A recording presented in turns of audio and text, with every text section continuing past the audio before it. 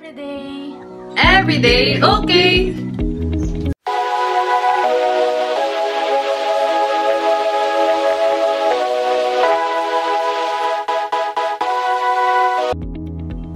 So for today's video guys, ituturo ni ate sa inyo kung paano mag-edit sa Filmora at kung paano tanggalin yung watermarks. So walang watermark na makikita sa pagkatapos i-edit. basta buong video walang watermark, pero Filmora ang gagamitin natin. And hindi tayo magpa-purchase, wala tayong babayaran na kahit ano.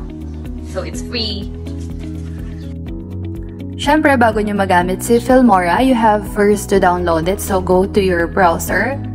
In Google, search Wondershare Filmora 9, download. Siyempre, dun tayo sa mga free downloads natin. But, you have to check if it's virus-free in order to protect your laptop then. And then, download it. It might take a few minutes, pero it will be worth it for sure. After downloading, you can see it already in your desktop. And then, in your desktop, click Wondershare Filmora 9 to start editing. If ever may lumabas na kagaya nito that is saying your hardware is below our minimum technical requirements, just click OK and proceed.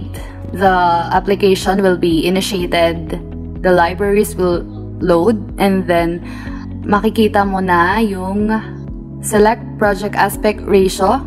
You have to select new project and then the cinema ratio, which is 21:9. After mo ma-select yon, mag-start na agad si project, mag-a-appear na si editing screen natin. Okay. Here, makikita mo yung drop your video clips, images, or yon music, tapos mag-i-import ka.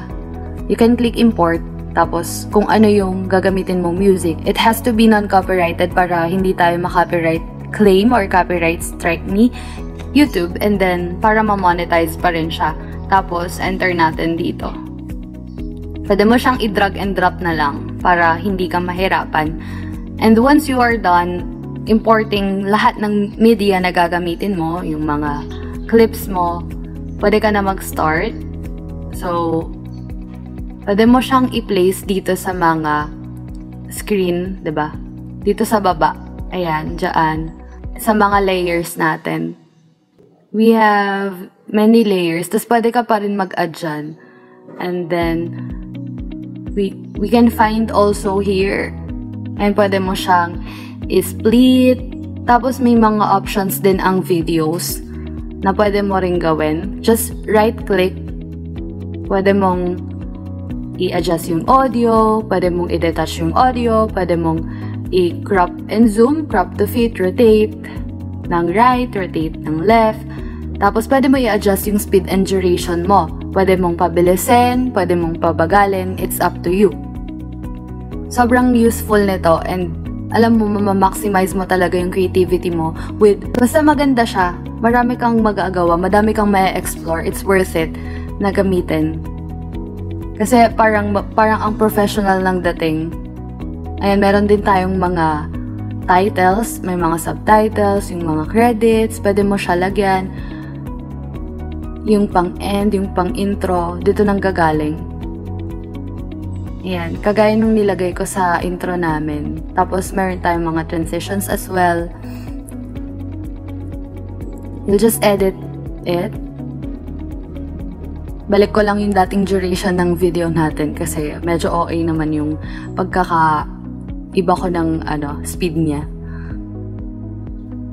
Ayan. Tapos, edit natin yung title.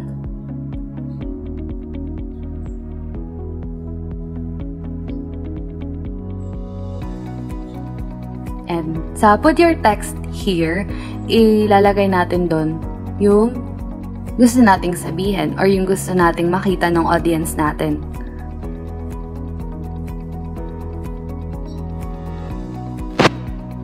Ayan, just click the part you want to edit or the text, tapos type mo na kung anong gusto mong sabihin. Ayan, subscribe to our channel, tapos pwede mo siyang i-move ng position niya, pwede mo ring palakihin or paliitin. Very user-friendly to. Ayan, tapos yung nasa taas and yung nasa baba na text. We can edit it as well or we can remove that portion. Okay, I will type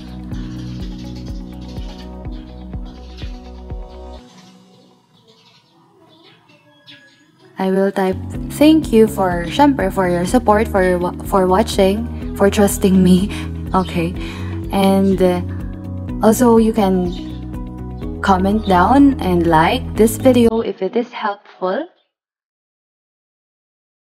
Ayan, tapos i-resize natin siya kung ano yung desired size natin. Tapos meron tayong mga textiles as well. Gagamitin natin sila mamaya. And marami pa tayong choices.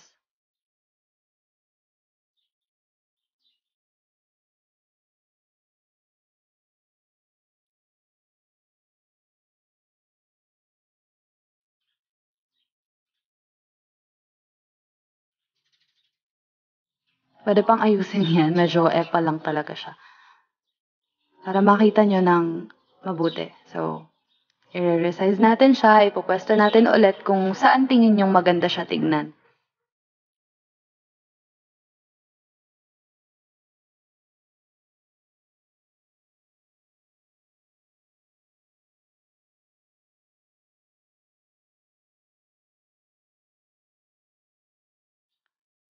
Ayan. Pili tayong textile. Ayun yung favorite ko, yung may yellow. Ayan. Tapos, yung nasa baba rin yung thank you natin para mas ma-highlight siya.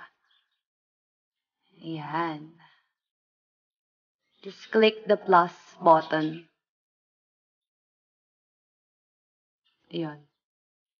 Tapos, si subscribe medyo hindi na siya naka-center sa color red nating rectangle. So, ayusin natin siya ulit. Ayan, okay na. Tapos, ayan, marami pa talaga tayong options na pwedeng pagpilian. And magaganda silang lahat. And pwede mo siya itry lahat sa bawat pag-vlog mo. And pwede ka ring mag-download as long as meron tayong connection. Internet connection. Ayan, meron tayong mga transitions. Magta-try tayo ng isa.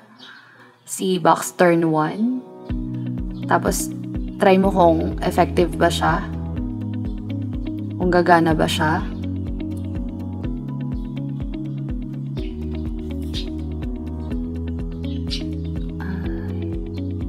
Ayan.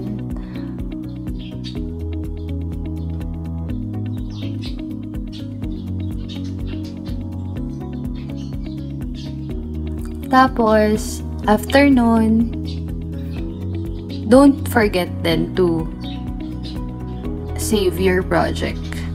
Kasi, possible na baka biglang ma-corrupt or biglang, mag-hang si laptop, mawawala lahat ng pinaghirapan mong i-edit. So, as long as may changes kang ginawa, pwede mo siyang i-save, Ctrl-S, or kaya dun sa file tab natin. Ctrl-S lang si save. Pwede mo siyang gawin na babaguhin mo yung title mo or the title ng project itself. Ayan, pwede pong mamili dyan. Dami-daming choices.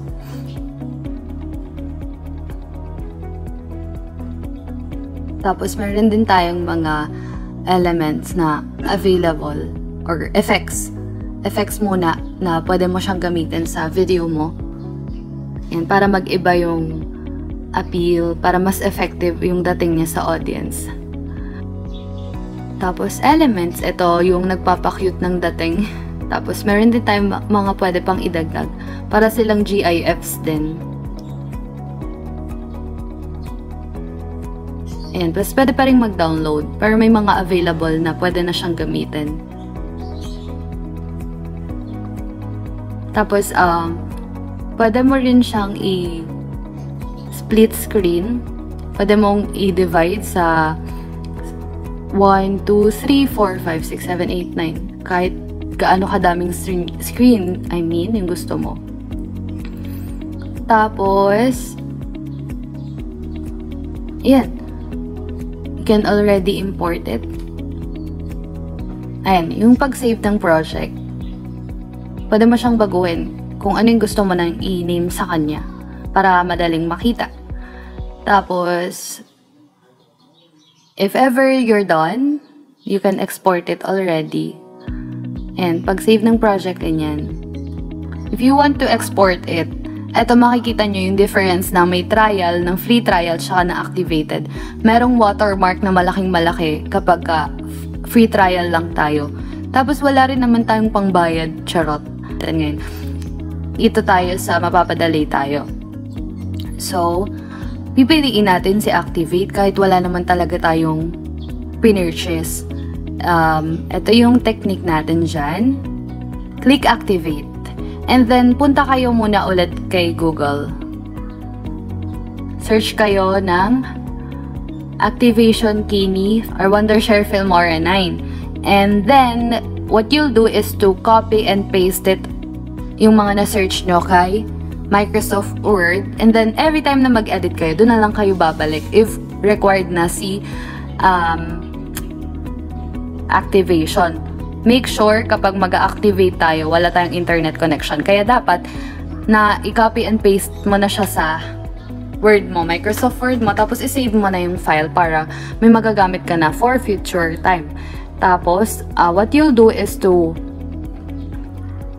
click ulit yung click here doon sa baba. Copy and then ipipaste natin dun sa the email dito sa if you have a license code, please click here to activate Filmora. After clicking that, ito yung lalabas. So, paste natin kay licensed email. Tapos, activation code or registration code, i-copy ulit.